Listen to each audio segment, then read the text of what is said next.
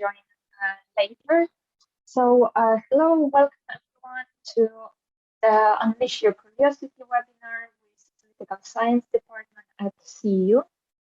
I'm very happy to see you here, and as I said, I hope that more people will join later. My name is Justina, and I'm a department coordinator, and I will be your host today. And with me today are our current students, Koichi and Julia. Welcome. Thank you for joining me. And a short agenda maybe for the beginning. What you can expect from today's meeting, from today's webinar. So after the round of introduction, I will tell you a few words about our department and about our programs. And then we will move to kind of conversation with our students, because today is about them. So I would like to focus on their experiences, on their kind of perspective and their stories. And I also believe that it's actually beneficial for you as the applicants to know and to kind of understand better how looks our department, what do we do here, and to find out more about the studies directly from the students. For your information also, as you probably saw on the chat, the webinar is recorded. So please, if you don't wish to have your face or voice recorded, stay mute and with camera off. At the end of the webinar, we will have time for your questions. So feel free also to put some questions right now on chat, and we will get to them at the end of today's meeting. We have 40 minutes, and I think it's plenty of time for everything. All right, so let's start maybe from introduction. Julia, Koichi, if you could just say a few words about this. Your microphone has some issues, I think. Okay. So hi, I'm Julia. I'm in my second year of the 2-year political science MA. Yeah, so I guess you can ask me any questions regarding that program and also student life in Vienna, if that's something that you're interested in. I'm originally from Hungary, but I grew up in Belgium and I studied in the Netherlands for my BA. Yeah. Hello, everyone. So my name is Koichi. I'm from Brazil, and I have a background in international relations. And then, although I grew up in Brazil, but I've been living in Japan for the past 10 years before coming to Vienna. And in Japan, I graduated from a master's degree in law. And then I started working and then decided to come back to academia and then study again. I'm currently in the 1-year master's program in political science as well. So thank you very much for your time and joining us today. Thank you. Do you hear me well now? Better? Yes? Okay, perfect. I hope that you heard at least something from what I said before. But just to shortly say, today is about stories from Koichi and Julia. We will focus on them, but we will answer also your questions at the end of the webinar. And as you are doing right now, you can post your questions on chat. And yes. So let me just shortly maybe say a few words about our programs. So as you probably know, we offer the US and Austrian accredited 1- and 2-year MA programs in political science. And 1-year MA program is offering a more kind of intensive study experience, and the 2-year program is probably perfect way to start your academic career, because you will have more time for your research and training. And you can specialize in comparative politics, in political theory, political economy, research methodology, and some others. And also we are now actually changing a little bit our specializations, and we are waiting for the approval from Senate. Important thing about CEU and political science master degree and department is that we are very highly ranked internationally. So by QS, we are in 25th place right now globally, 4th within European Union, and 1st in Austria. So it's really excellent program. And I think that it's worth to check it out and to apply, of course. Our students body is very international. Our students are coming from more than 30 countries, and we have student faculty ratio about 7:1 or 8:1. So it's very kind of like family atmosphere, and you will get a lot of attention from the professors. That is usually very helpful.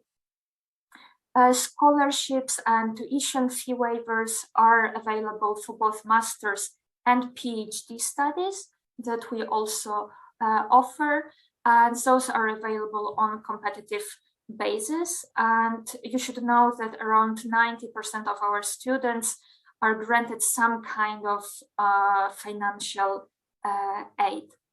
And important to remember is that the deadline for application with financial aid is February 1st.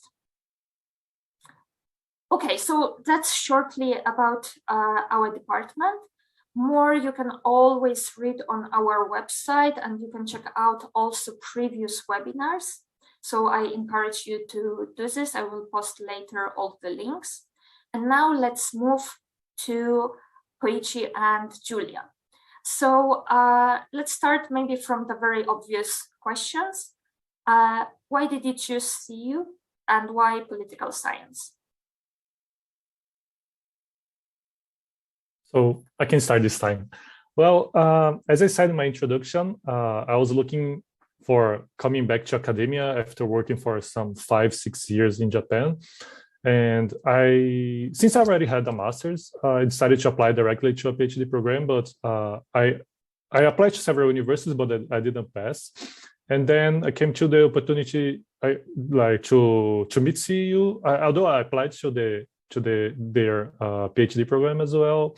And then I decided to apply to the master's to kind of refresh my knowledge that I had. And even though my background was somehow related to political science, as I said, I have international relations and law.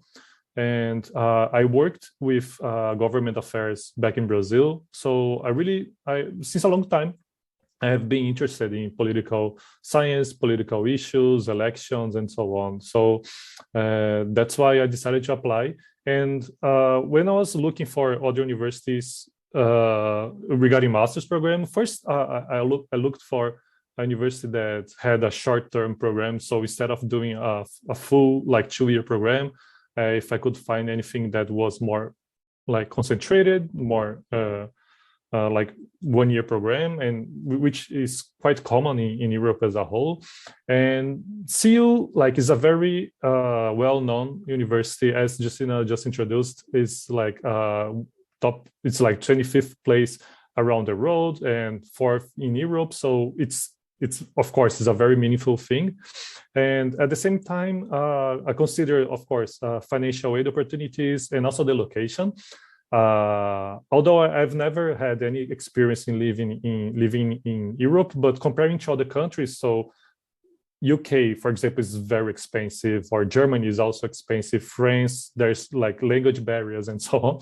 So matching all the seeing all the criteria, all the options that I had, I really felt that Austria, Vienna would be a great opportunity to start a new life, and with a program that is very well recognized, with a really incredible faculty and the whole structure. So everything was like very appealing to me, and then I decided to apply and was successfully accepted. So yes, that's my story. Yeah, and that's actually interesting. Thank you for this. It's interesting. Your case is that you've been working already and you came back to academia. And I think that it is a good step to do first this 1 year MA before approaching to further career and PhD. Thank you, Julia. Yeah, for me, other than the ranking, I think one of the main reasons why I chose CEU was the international student body. So before coming to Vienna, I already lived in 4 different European countries, and I really wanted to study in English. So that was definitely a positive point that CEU offered teaching fully in English and with such a diverse student body. Other than that, for me, the 2-year program was very attractive because I did half a year in political science during my Erasmus, but I felt like I was still very young when I joined last year, and I thought that spending 2 years would be better for me than spending 1 year for my master's. I just wanted more time before going into working, and and this way I think the 2-year program is, if you have time, it's great because you have more opportunities to take up different classes, just experience different sides of political science, and I think it leaves you also more time to focus on your own projects next to your studies. It's also an intense program, I'm not saying that, but if you have time for it, I would recommend it. And finally, I think the financial aid was also very important for me. That definitely sold it. The fact that I received quite a good financial aid, and Austria is, although it's not the cheapest country in Europe, it's still among the most affordable countries. Yes, and I would agree here, just maybe also our audience, to better understand Vienna and Austria, you can, let's say that monthly student budget would be estimated around 900, 1,000 euro. That includes accommodation and everything. So I think that comparing to other European capitals, it's not so bad. So you can find here affordable accommodation, and transport is very good, and life doesn't cost so much. Good, and I wanted to ask you also about your application process experience, because I suppose that that's something that our applicants are interested in. So if you could say something about that. Should I start or Koichi? Yeah, okay. Just go ahead. Yeah. So I was one of those people who left open their application portal for like months, and I was just like adding and adding things as I was gathering them. So I guess it depends on each person, but for me it was very useful to put the time into it and not just do the application in 2 days, but gather all the different documents throughout weeks, and also just go through each document, like spend a day going through one document to make it perfect. For me, it was a longer process, but yeah, it's personal. In my case, I would say it's a very not non-traditional like format, because as I said, I applied to the PhD program first, so I didn't have too much time to prepare my application. But of course, I had a research proposal for the PhD, and the transcripts, the letters of recommendation, they were already done. So what I would recommend all of you is, if you're, regardless you're willing to apply to CEU or any other university, ask your recommenders quite in advance. So usually they're busy, and CEU application period, as Justina said, finishes in February the 1st, which we can say, okay, finishes in January. So, and we are going to enter the winter break and so on. So, and professors, your recommenders, they have their schedule, they have their private things to do. So it's really important to contact them beforehand and then say, oh, I'm thinking about applying to this or that university. And I think that's the most demanding part. And as you can see in the web page, there is a short essay that you have to submit, and also some documents regarding your any previous academic essay or something like that you have written before. So polishing this kind of material, especially in case it's a different language, it also takes some time.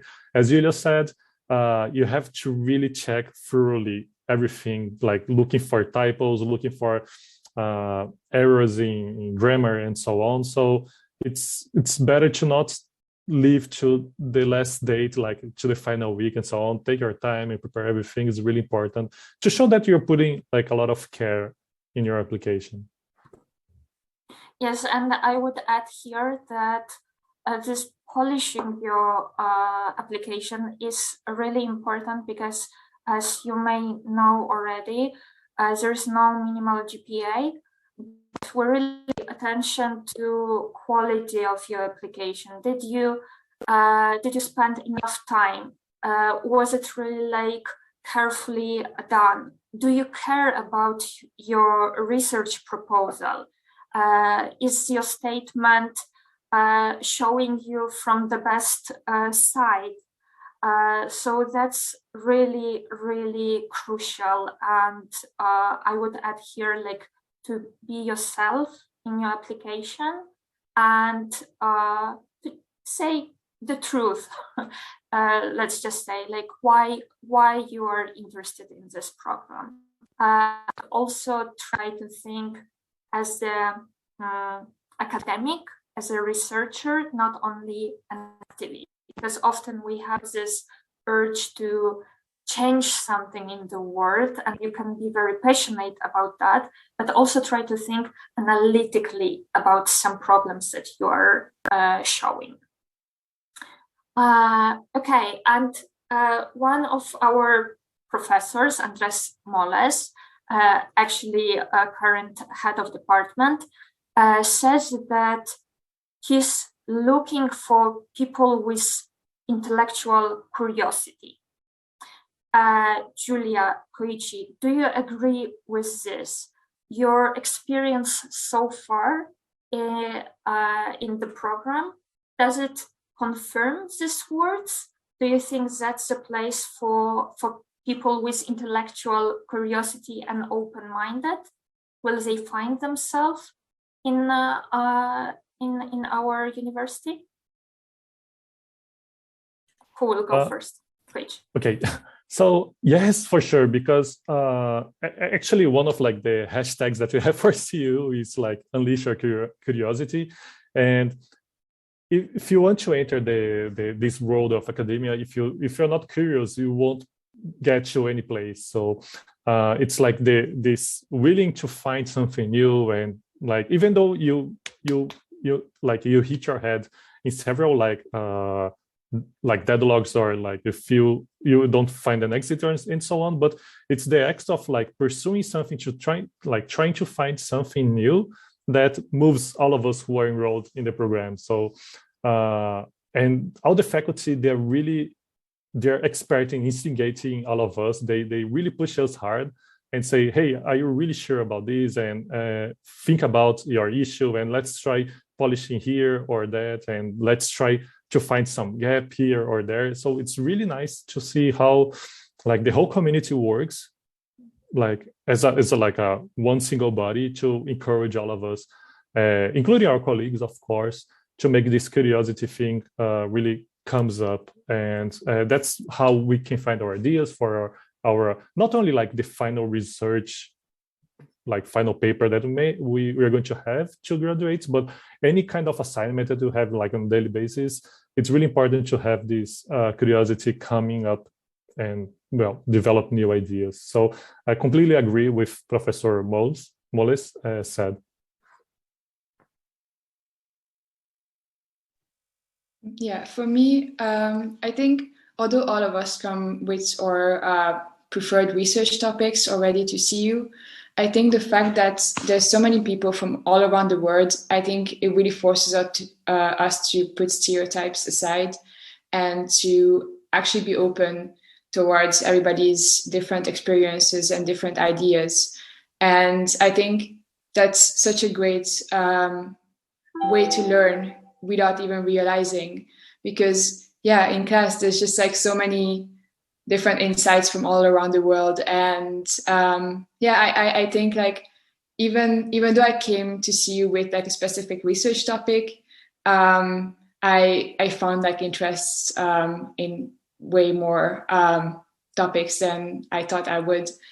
And also relating to the 2-year program, I think curiosity is definitely important in the 2-year program because we have a lot more mandatory classes than in the 1-year program. And you have to come into it with this open mind of wanting to learn more about political science. And yeah, wanting to be open towards the different sides of political science. And Julia, you just said that you found more interesting topics during your studies. Could you elaborate on that? Like, what are your actual academic interests? So I came to see you with more like an IR background, and I'm still mainly interested in IR and just EU politics. But I'm taking classes in political theory, which is I knew that I wanted to learn a bit more about political theory, even though that's not something that I would necessarily want to write my thesis about. I think it's just really interesting that there's so many different courses offered, and that I get to experience topics that although I don't want to research it, I think it's just an amazing way to just learn more about political science. So I definitely found an interest in political theory, and I also had to take political economy, political communication, and statistics, which is it's not like statistics is not something that I love that much, but it definitely made me grow. Yeah, I guess it's not so exciting probably, but it's very useful. That's for sure. And Koichi, could you say a little bit about your academic interests? So I'm interested in, as I said, in elections and mostly issues related to populism and authoritarianism. So these are the main topics that I'm researching right now. So coming from Brazil, yes, especially considering like other situation. But as I said, I was living in Japan for the past 10 years, and Japan has also a very peculiar political situation there. So I just like last week I had a presentation about the elections that happened in October in Japan for the lower house, and it was really nice because it was an election that was very fresh. So it was really nice to bring this to the topic of the course that we had. So, and yes, and I can see that even though in the same case as Julia, we just finished a class in political theory, and it's really hard, at least for me, it's really hard to imagine like theoretical things like happening in our like daily life and so on. So, but it still is a very nice opportunity to expand our way of seeing things and getting new ideas. And also because of the debate, as Justina said, usually like the class ratio, especially for the seminars, is like 1 professor to like 8, 7 students. This political theory class actually, because it's a compulsory, it's a mandatory class for 1-year master's students. So the class actually is a bit like full, it's like some 20 something students, but still like the professor is really capable to engage all of us in debates. And by sharing these ideas, we can learn about what other people think, and people, what Yulia said, people that come from a very diverse background. So you can learn about new stuff, you can learn about different point of views of the same stuff that you already had, and then you can bring this to your research like preferences. So there's no like knowledge that will be wasted somehow here. Yeah. And do you feel that it's easy to approach professors if you have some issue or you want to know more about some topic? Yes, like the professors, they are always welcoming. Of course, some of them they are very busy, but either like after class, before class, or they have like their systems of like consultation sessions. So they're always open to talk with us, and regardless about the course, the course they're teaching as a whole, or something personal like career options or research interests and so on. They're always open to discuss a lot of like a really like broad range of topics. I've never seen any professor that say, sorry, I'm busy to talk with you. They try to do as much as possible to make the consultations like the quickest they have, so they can do. So it's really nice to see how how big is their availability to all of us. Yeah, I actually joined CEU only like 2 months ago. So I'm pretty new here. And for me personally, what was quite astonishing is to see that professors, staff, faculty members actually care about students. It can sound funny, but from my experience, it wasn't the case. It was like a huge distance between professors and students. And here is really different. And about the career plans and perspectives. As I understand, Koichi, you would like to pursue academic career and PhD, right? And Julia, what about you? International organizations. Yeah. Could you tell us a bit more? I think that you have done some internship already. Do you see that this program actually helps you in pursuing this career? Can you really like the knowledge that you are acquiring in the program? Can you use it in everyday life and work or internship? Yeah, so I'm currently doing an internship at the United Nations in Vienna, and there's quite a bunch of us from CEU doing an internship there. So I think they like hiring people from CEU. Yeah, we talked about with the others about this. And for me, yeah, CEU and especially the political science department really helped with getting this internship. One of my favorite classes last year was democracy promotion. And that's a class that I am actually using very much during my internship right now, because I'm working with development aid. And I think a lot of professors also can help you. I'm also writing my thesis about development aid, and my supervisor is very helpful regarding this topic. So yeah, I think I think the classes at CEU can really help you get an internship. And this is not just me. I know 2 of my friends from the 2-year program also. Like one of my friends had an internship at VDEM, and she took a few statistics classes at CEU, and that's how she got her internship at VDEM. So yeah, definitely. Good. And Koichi, about your case, so next year, probably PhD, don't know, CEU or other university. Do you think that CEU is a good base for this? Is a good first step? Yes. So as I said, I was working for some 6 years in Japan, and actually the work I did was exactly the work that Justina does at CEU, but was in a university in Japan. So, and like being in contact with students and of course professors as well, but like being in this university environment made me, okay, I really want to go back to academia, but to the other side of the counter, let's say, like this.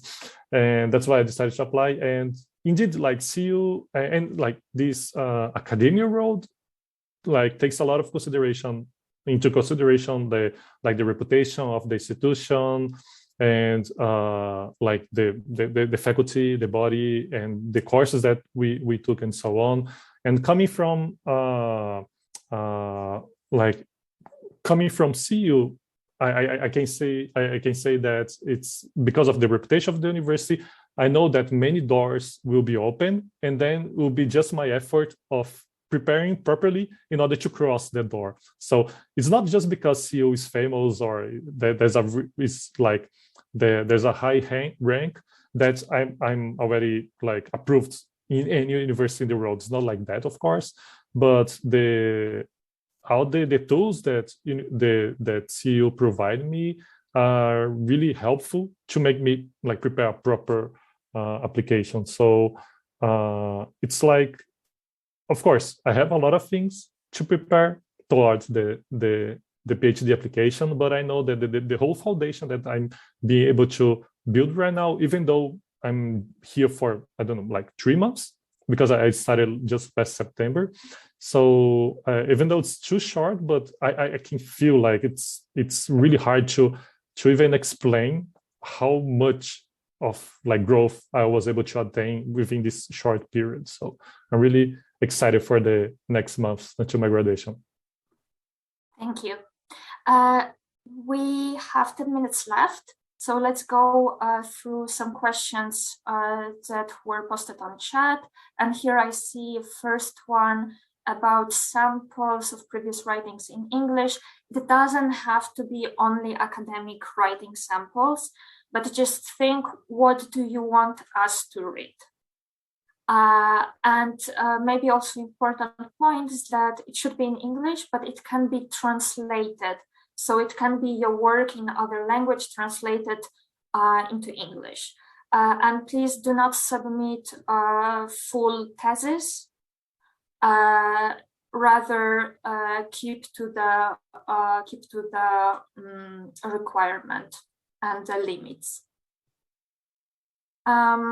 Next one. Sorry, Justina, yes. Can I just intervene here regarding the writing something in another language? As I said, in my case, when I applied to the master's here, I picked my graduation my master's thesis, which was written in Japanese. I translated the one chapter of the thesis into English in my one word, so I didn't have to ask any like sworn translator like to spend a lot of money to do that. So I did by myself. So as Justina said, it's something that we want to show to the committee, admission committee. So it's really important to find something that really fits the criteria that is written in the site, and just do your best writing. Yeah. And here would be important to show your analytical skills. So not just maybe a descriptive part of your thesis, but more or article or anything else, but to show how do you think, how do you approach some problem, how do you analyze. And it's not so much about your English skills here. Of course, it should be proper, but it's not about that. About PhD, what is the acceptance ratio, PhD level? I'm sorry, but I don't know right now. But we will get back to you. So feel free to send us an email on here I'm writing So, and you can just send us an email and we will answer you then. Another question, also, if someone would like to ask out loud, please unmute yourself and do this.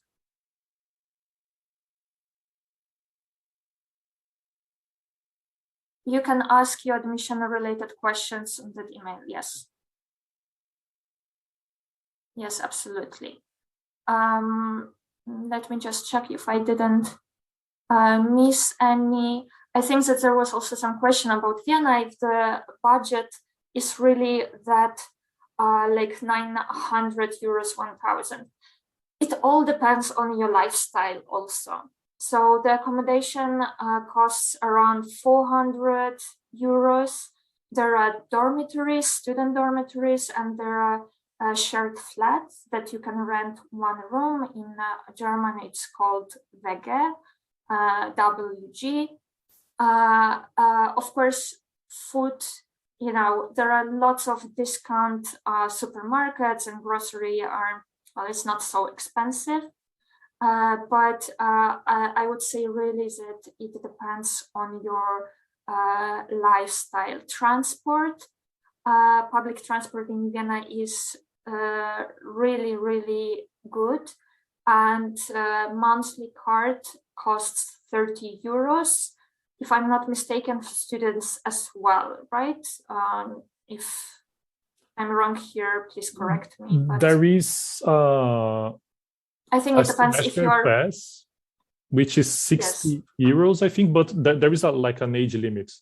And beyond that, I think the age limit is 24, 26, okay. 26. And then beyond that, you have to pay like, you can pay the full year, which is 360. And you can think, okay, that's expensive for transportation, but actually one single ticket is like 2.40 euros. So you're like, if you use every day the transportation, you're paying like one quarter of the whole fee. So it's very affordable. It's hard to pay at once in the beginning, but after that you just use. So it's very good. And if we are here talking about Vienna, maybe you could also shortly tell about your experience. Julia, Koichi arriving from Japan, as I understand, right? You've never lived in Europe before. How was it? Was it difficult? Also, of course, obtaining visa and everything during COVID. It's a different topic, but how did you find yourself in Vienna? Is it a friendly city? Well, I would say there are some issues, especially regarding language. So I came here with zero knowledge of German. So like trying to find myself in the streets and like the stations was a little bit hard, but like especially today we have like smartphones, we can use like check the maps. The apps, they are in English, we can find apps in English, so it's easier. But sometimes you're in the train station, if you don't pay attention to the like the announcements, you may lose one station or other. But it's besides that, it's really easy to find yourself here. The city is very now of course it's winter, so it's cold, but walking on the streets is really nice. Like there's not too much of like struggle. It's very plain terrain, so you can take your bike, and it's a very bike friendly city. So there are like those like bike lanes that you can use. They're very nice to take a ride, and the city as a whole is amazing. There are many museums, parks, and yes, it's just like a matter of going exploring, and every day, every weekend you can find something new to enjoy. Yeah, for me, I really like Vienna. As Koichi said, that there's so many different activities that one can do in Vienna, museums, hiking trails, sports, the swimming pools. The communal swimming pools are €3 for an entrance, which is really great. And for the language barrier, yeah, I also experienced that. But CEU is providing actually like German classes for a very good price. So I would definitely recommend that. I did that last year, and it helped a little bit. Good. There's one question about the statement of purpose. About the limit, it's only 100 words. Given this word limit, do applicants only need to focus on how the program is suited to their career goals? The relatively shorter word limit has really confused me, and some clarity advice from your end will be immensely helpful. Maybe you could advise something here to I think. Well, for me, I submitted it more than a year ago. Yeah, almost 2 years ago. But as far as I remember, what I wrote in a 100-word statement, yes, it is short, but the main purpose of it is to state why you would be a good candidate for CEU and why CEU would be a good university for you. So it's just really quickly state why you are a good candidate.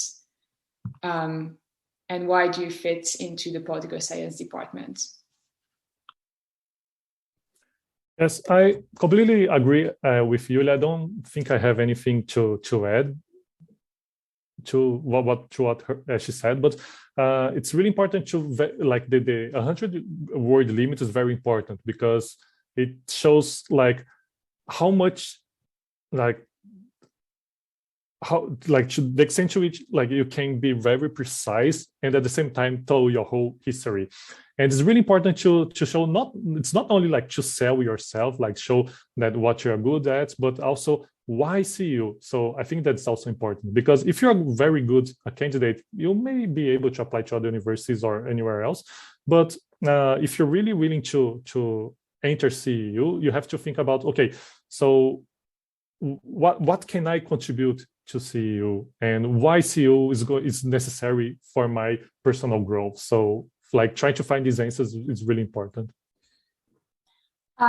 Yes, it's a very good point. Thank you. And to do this, I would advise you to go through our website to check carefully the specifics about the CEU, about a political science department.